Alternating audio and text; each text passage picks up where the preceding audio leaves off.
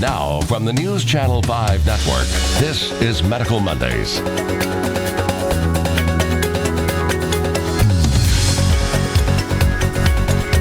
To you. I'm Carrie Sharp. Thank you for joining us for Medical Monday. Our topic tonight, colon cancer awareness. It is Colon Cancer Awareness Month, so that's why we're talking about that tonight. It is your chance to get your questions answered by a doctor, and the doctor we have tonight, Dr. Susan Briley, here with us. Dr. Briley, thank you for being with us. Thank you for having me. You practice out at St. Thomas Midtown. We appreciate you spending the next hour with us to talk about this. Obviously, it's your life's work. This is very important to you. It can be a tough and sometimes uncomfortable topic, but it's one that we need to discuss. Can you kind of give me an overview of colon cancer? Colorectal cancer is one of the 3 most common cancers. Fortunately, in some age groups, it's actually been decreasing, and deaths from colorectal cancer have been decreasing. Unfortunately, it's increasing in some younger groups, and I hope that we'll talk about that in a little bit. But the thing about colorectal cancer is that it is preventable. Not always, but part of the focus of Colorectal Cancer Awareness Month is that it's often preventable by screening. So let's start there, because anytime you mention these screenings, people go, oh, especially having to drink all that stuff and have the colonoscopy. So let's just lay it out there. What is the screening all about? If people are over 50, what do they need to have in mind? A colonoscopy. Now, the recommendations might change depending on your family history, because if you have a family history, then we recommend you get a colonoscopy 10 years before the age at which your parent or your sibling had colon cancer. Gotcha. So if your mother got it at age 52, then you should probably have a colonoscopy at age 42. Persons with inflammatory bowel disease, such as Crohn's disease or ulcerative colitis, are in a completely different high-risk category. And then there's some genetic syndromes. Lynch syndrome is a genetic mutation that accounts for about 6% of colorectal cancers these days. Wow. But if you're just a normal person with no family history and none of those risk factors, then you should have a screening colonoscopy at age 50. And what does somebody need to expect if they're just coming up on that age 50 mark, or maybe have never done this? What should they expect going in? Well, the worst part is the prep. Everybody, nobody really likes the prep, but it's a lot better than it used to be. It's a much lower volume. So a colonoscopy consists of an endoscopic exam. It's a video endoscope. It's a long scope that has a video chip, and we watch it on a monitor. So the process is that you get scheduled and you get your bowel prep. And the purpose of the prep is to clean out the inside of the colon so that we can see polyps and tumors. If we see a polyp, we can remove it, and that polyp is gone, because polyps can transform into colon cancer. And so right there during the colonoscopy, you can take that out. Right, and that's why colonoscopy is a better test than even a mammogram, because it can be not only a screening or diagnostic exam, but it can be therapeutic, so that we're actually getting rid of it. So the cleaner you are, the better chance we have of seeing polyps. If we see tumors already there, we do biopsies. Inflammation and some other more unusual conditions can be diagnosed. How long does a colonoscopy take? It depends on the length of your colon, but it might take 15 minutes or it might take an hour and a half. Oh, wow. But you're sedated. Yeah. Now, the whole sedation has changed a lot in the last 10 years. And even when I was in training, there was a colorectal surgeon who did all her colonoscopies completely awake. I've done a couple of them on patients who didn't want to be sedated. I don't recommend it. It can be done, but we've got the medicines to relax you. So these days, we usually have an anesthetist or anesthesiologist give you sedation through an IV, complete amnesia of the procedure. You shouldn't remember a thing.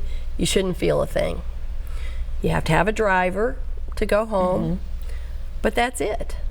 And then you're good for how long once you've done this, if everything comes back okay? If it's totally normal and you're of average risk, 10 years. 10 years. Mm-hmm. That's a good amount of time. Yeah. Now, the PrEP is, a fairly high volume. Mm-hmm. You have to be on clear liquids for at least a day, and you have to drink this stuff. And yes, it gives you diarrhea, but the cleaner you are, the better chance we have of seeing polyps. I've seen it. And a polyp doesn't necessarily, well, let me pause real quick before we go into polyps. If you have a question about colon cancer, about rectal cancers, now is the time to call. 615-737-PLUS is the number to call, or 7587. We have folks in the back ready to take your phone calls. The lines are open, I can tell you. So if you're thinking, well, I really haven't wanted to ask somebody in person about this, go ahead and give us a call. It's a great chance to get some free advice and maybe some life-saving advice. So let's get, as we do that, as we line up those calls, let's get back to this polyp business. You're obviously in search of polyps. A polyp does not mean someone has cancer, though. That's correct. But polyps in the colon, the specific kind that we're looking for, tubular adenomas, do have the possibility of transforming and growing and becoming a cancer.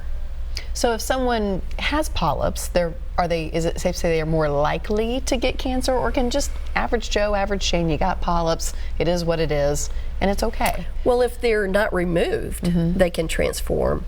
And there are some syndromes called polyposis syndromes where people may have hundreds of polyps. Wow. And those people, on the average, if untreated, will develop colon cancer by age 45. My goodness. My goodness. When it comes to colon cancer, obviously you said screening will pay off, and that's why we're seeing the declines in colon cancer in the over 50 category. But what about symptoms? Would we notice any other problems? So now that moves us into diagnosis rather than just screening. Let me just emphasize that screening is for asymptomatic patients. Okay. And what are the symptoms? Bleeding. And we always worry about rectal bleeding, and we can talk about that more in detail. A change in bowel habits. Someone, maybe they have a bowel movement every other day for all their life, and all of a sudden they're having 5 or 6 bowel movements a day. Conversely, someone who's had a daily bowel movement and now finds it painful to have a bowel movement even once every 4 or 5 days. Wow. Abdominal pain, cramps, nausea, vomiting, and weight loss. But except for the rectal bleeding, those other signs are really pretty late. That means that the tumor has gotten really pretty big. Oh, that's not good. That's not good. Because in the early forms, this is very curable, right? Yes. Yeah, and that's where the screening, of course, Yes. pays off.